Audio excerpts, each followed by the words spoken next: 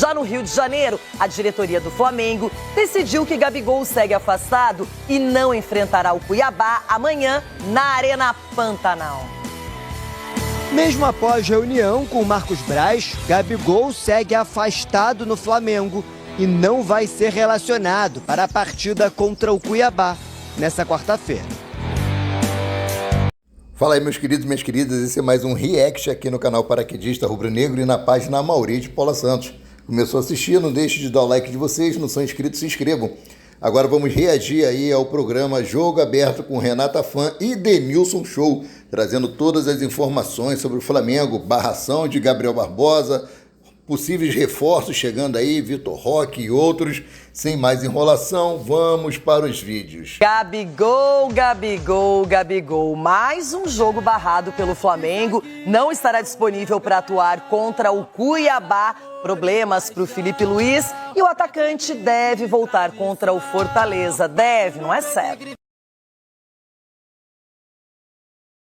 Depois de todos os desentendimentos envolvendo o nome de Gabriel Barbosa e a diretoria do Flamengo, o atacante vai continuar fora da lista de relacionados para o jogo contra o Cuiabá, amanhã, na Arena Pantanal. A decisão se mantém após o jogador ter se queixado de ser substituído na final da Copa do Brasil. Além do mal-estar criado no vestiário durante a decisão, Gabriel também promoveu uma festa em particular paralela a do clube para comemorar o título, além de anunciar que não permaneceria no Flamengo em 2025. A primeira punição foi aplicada na partida também contra o Atlético Mineiro, mas pelo Brasileirão.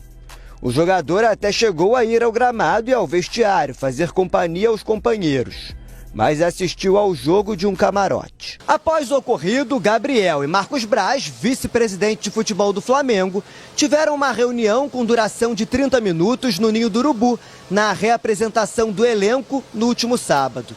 A ideia era criar dias mais tranquilos para o fim de contrato do ídolo no Flamengo. Apesar de seguir fora do jogo de amanhã, Gabriel participa das atividades no centro de treinamento e há uma expectativa de que na próxima rodada contra o Fortaleza ele volte a ganhar espaço na lista de relacionados. Existe a possibilidade do atacante ganhar também uma partida de despedida no último jogo da temporada contra o Vitória no Maracanã. Voltando os holofotes para o jogo de amanhã, Felipe Luiz tem muitos problemas para resolver. A lista de desfalques é longa. Além de Gabriel Barbosa, Bruno Henrique também é baixa no ataque. O atacante cumpre suspensão pela solada em Mateuzinho na semifinal da Copa do Brasil. O Flamengo tenta um recurso.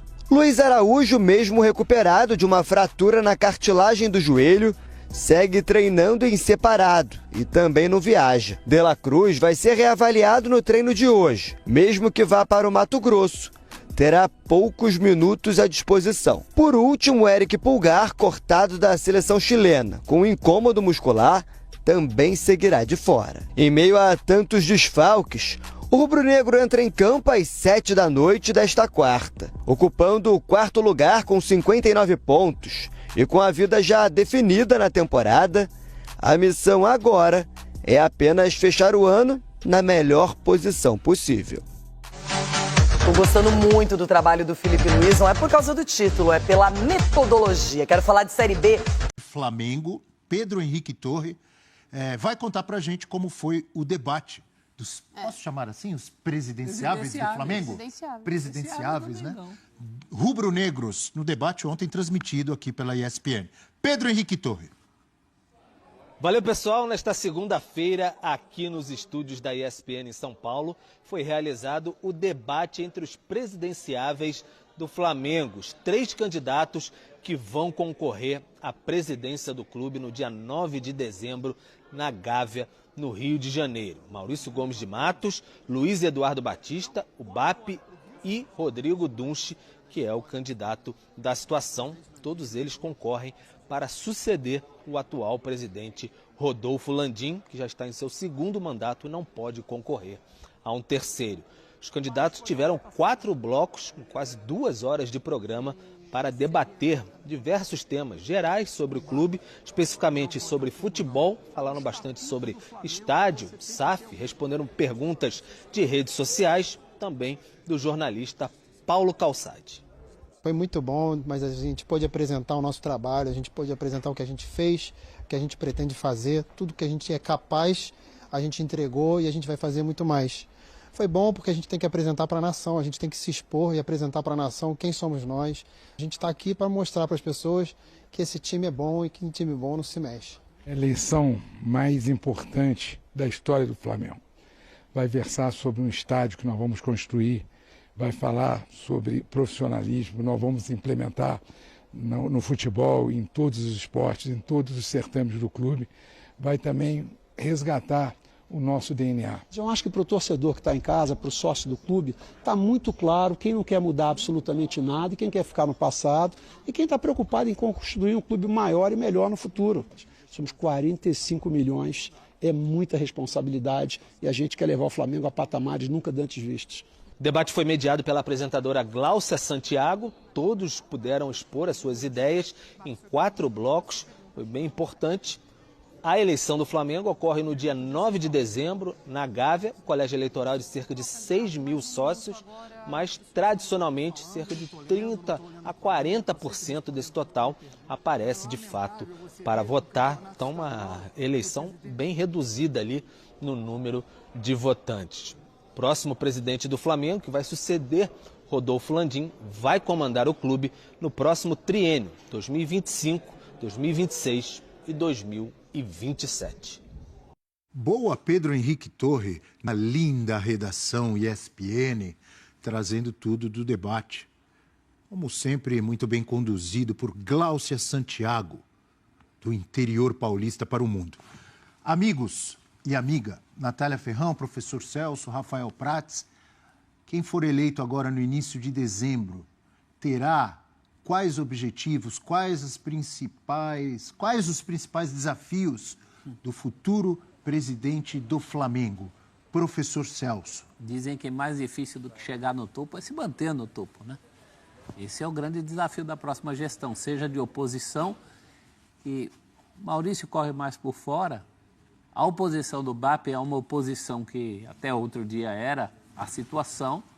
Então, manter esse status que o Flamengo tem hoje, né? Do ponto de vista de administração, do ponto de vista financeiro. Houve uma evolução do Bandeira para cá. O Bandeira pavimentou um caminho, primeiro saneando as contas do Flamengo, né? E depois, num segundo momento, alcançando aquelas conquistas que um dia eram cobradas lá no começo desse trabalho.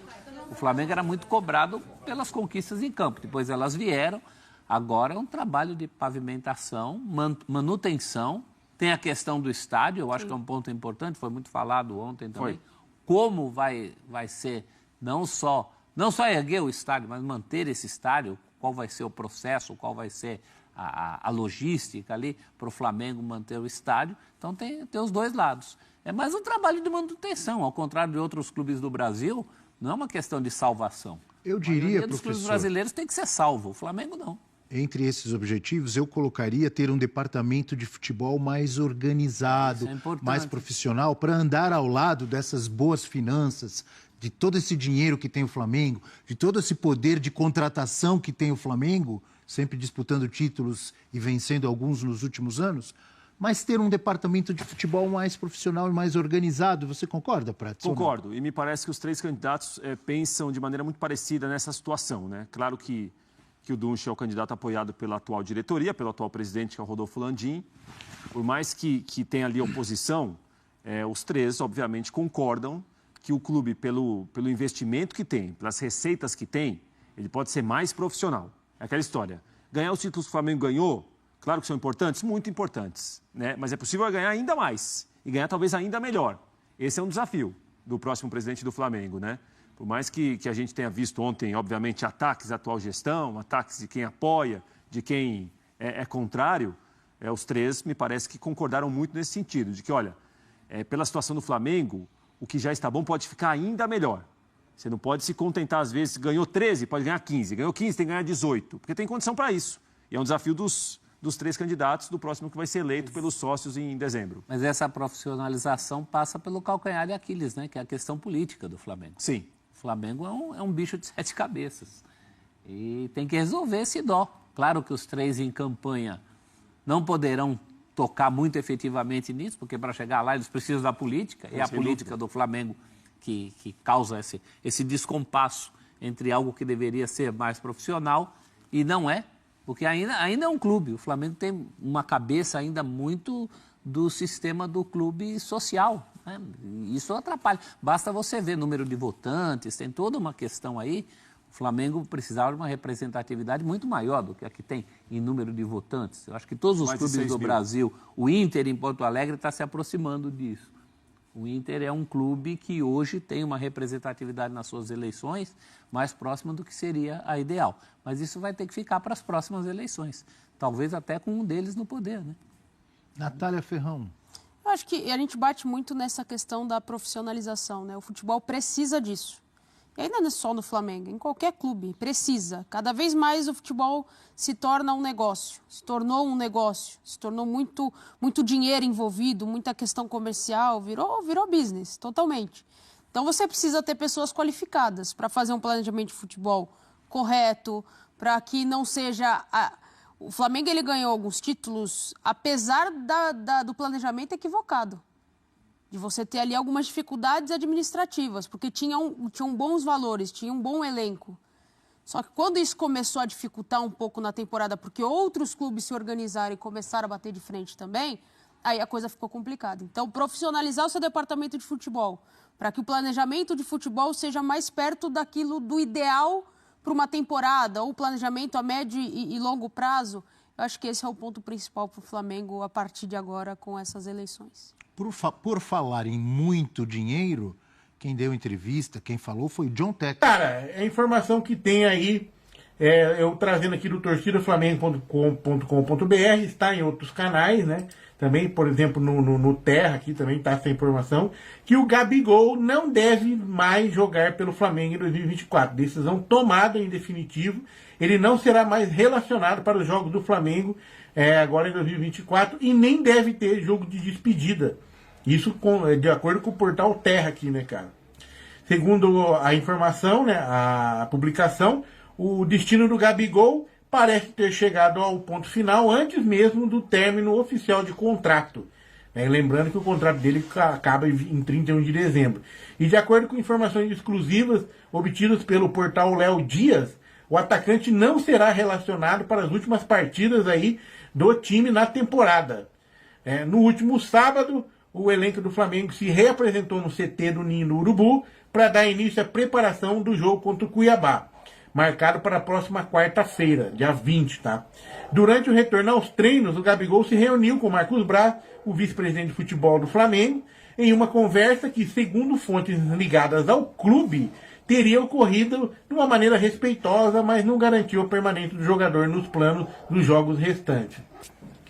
E apesar da gente ter trazido ontem aqui que ele seria reintegrado e tal, pelo jeito voltar atrás, né? Mas é a coisa mais sensata mesmo, né, cara? Não adianta. O cara já se declarou que vai sair, desceu a lenha na diretoria, né? Teve aquele atrito lá, suposto atrito lá com o Felipe Luiz, né, no campo. Embora o Felipe Luiz não tenha reclamado disso, né? Não tenha levado isso para fora, falando que, meu Deus, ele me desrespeitou. Não foi ele, quem falou isso foi os diretores do Flamengo lá, o Marcos Braz, o Landim, né? Que usaram isso como motivo até para afastá-lo.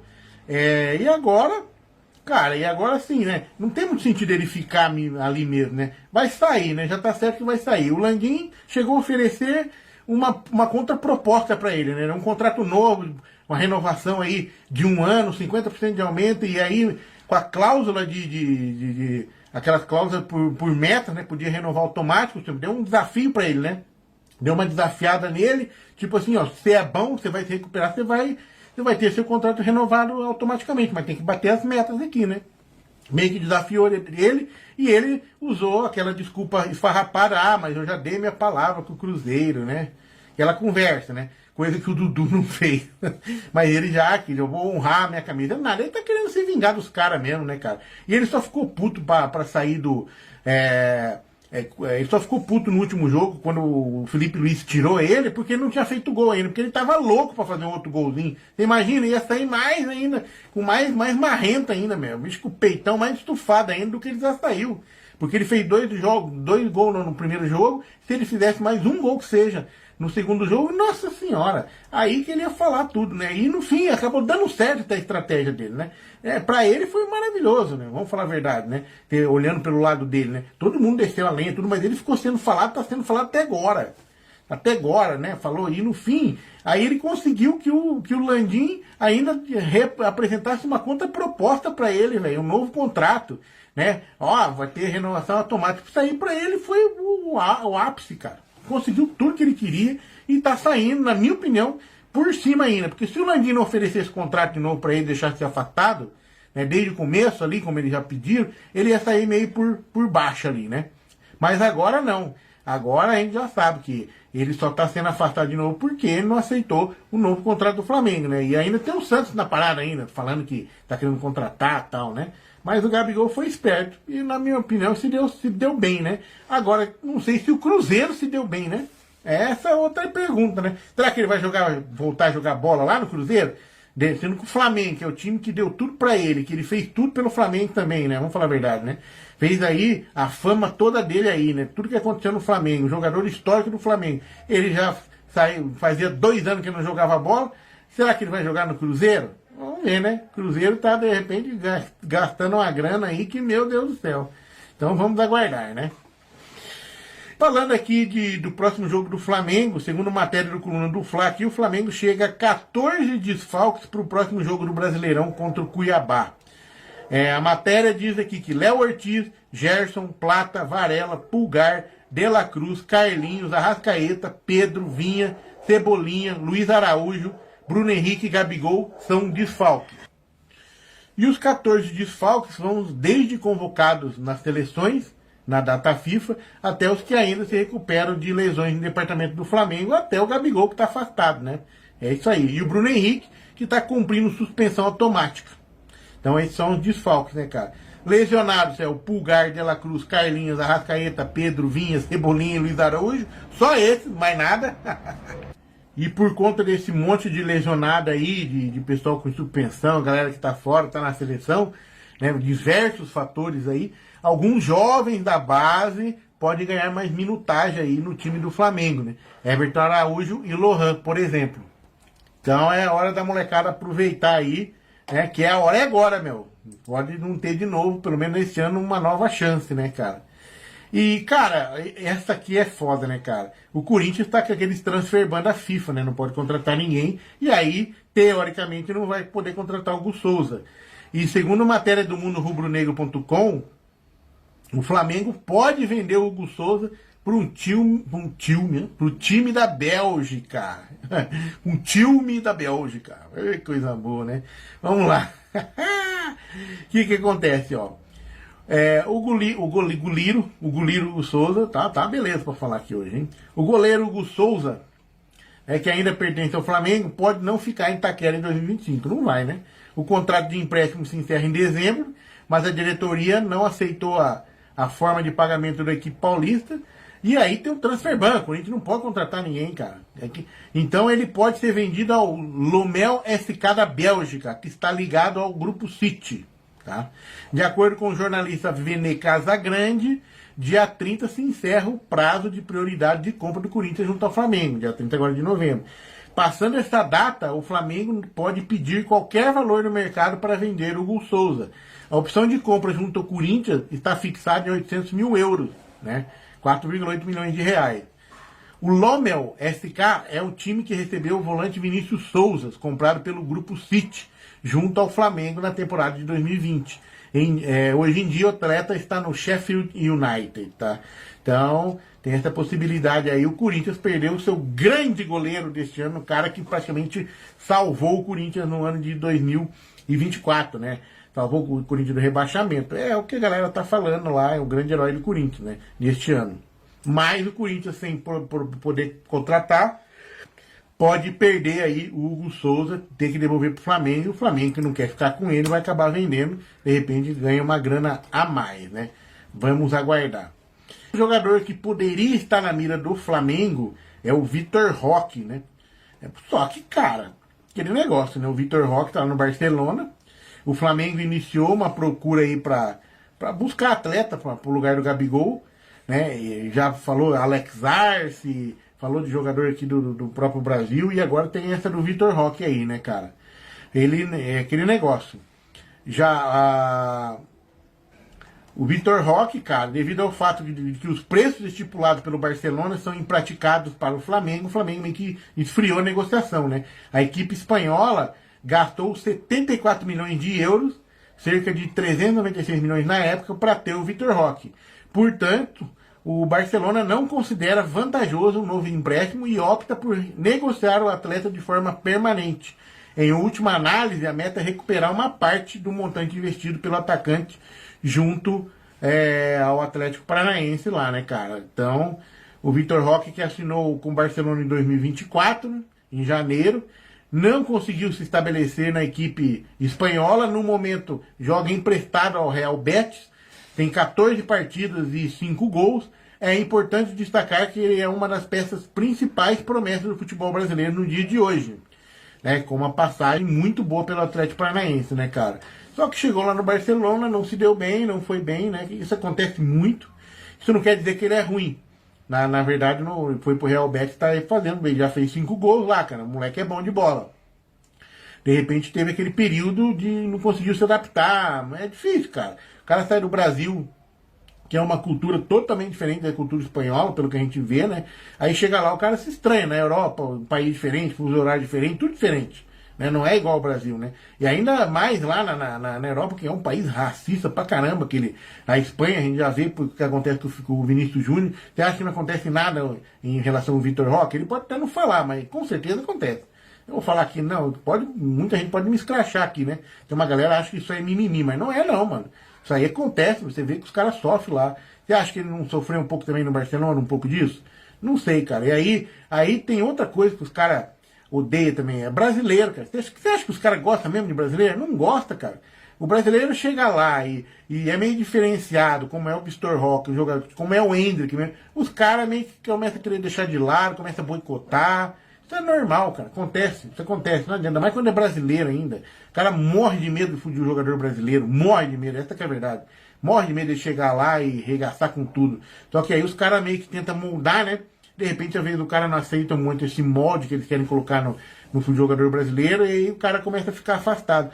Pô, que é mais que o Gabigol, cara. O Gabigol foi pra Europa e não deu certo. Por que não deu certo? Você acha que foi só porque o futebol dele é ruim? A gente sabe que o futebol dele não é ruim. Por que não deu certo? Porque os caras meio que boicotaram ele lá, cara. E assim já aconteceu com vários jogadores, tá? Vários jogadores. E vai muito da postura do jogador. Chega lá, né? Não aceita levar porrada e briga, bocudo. E aí eu não tô falando que ele tá errado. Ele tá certo mesmo, porque fica levando porrada de graça. E aí os caras ficam bravos, aí arrumam encrenca, aí já viu como é que é, né? Coisa normal. Sei que se ele voltasse pro Brasil jogando no Flamengo, nossa, assim, os caras iam ganhar muito, hein? E o Flamengo também ia ganhar muito. Porque esse moleque é bom, já provou que é bom. Não adianta. Os caras não compraram à toa. Compraram ele à toa. É que chegou lá, não se adaptou, né? Não fizeram também. O cara compra e joga o cara lá no campo, né? Ao invés de pegar e fazer né? Tem que ter um tratamento, né? Porque o cara vem de outro país, pô. Rapaz novo ainda. Sei lá, cara. Os caras acho que não sabem trabalhar isso, não. É difícil, viu? Complicado. Vamos que vamos, né? É isso aí, meus queridos, minhas queridas. Esse foi mais um react aqui no canal Paraquedista Rubro Negro e na página Maurício Paula Santos. Pedindo para vocês que chegaram até aqui, não deixem de dar o like, não são inscritos, se inscrevam, acione o sininho para todos os vídeos e ajude no nosso crescimento compartilhando com os seus amigos. Essa daí foi alguma das informações do Flamengo. Flamengo que finalizou o treinamento com foco no jogo contra o Cuiabá amanhã às 19 horas na Arena Pantanal. O elenco do Flamengo almoça agora na parte do meio-dia. Depois vão para o aeroporto do Galeão, onde pegam um voo direto para Cuiabá, a capital do Mato Grosso, e ficarão hospedados lá até o horário do jogo amanhã. Jogo da 34ª rodada, jogo que o Flamengo terá aí 14 desfalques, por enquanto, que o Flamengo ainda está tentando efeito suspensivo para que Bruno Henrique possa atuar aí contra o Cuiabá. Né? Vamos torcer para que o Flamengo consiga. E os outros jogadores estão aí entregues ao departamento médico Gerson e outros entreguem aí as suas respectivas seleções.